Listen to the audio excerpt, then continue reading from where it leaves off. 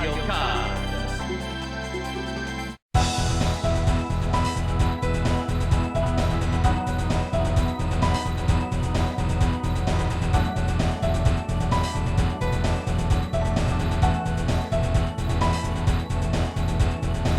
My favorite racing game of all time had to have been Mario Kart 64 on the N64.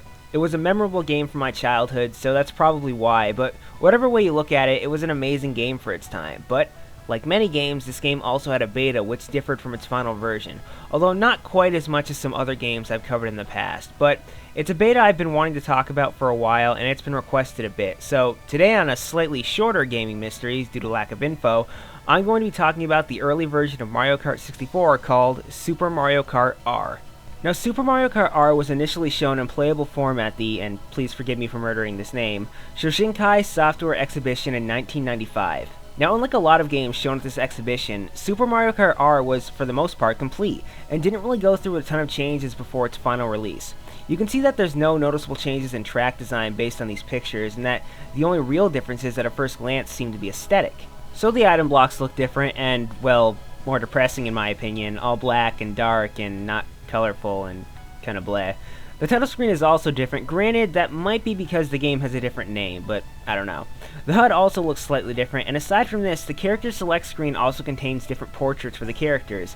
And that's basically it for changes between this and the final version. Well, almost. Now take a good look at that select screen. See something different other than the artwork change? I'm sure you do. Donkey Kong is not present in the character roster, or game for that matter, well, at least as far as I know. He's instead replaced by Magic Koopa.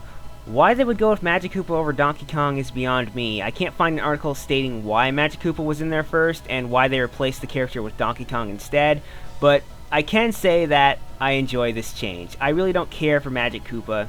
Sorry to all his fans. But that's Super Mario Kart R. Not a ton of info on this one, but then again, not a ton of changes were made.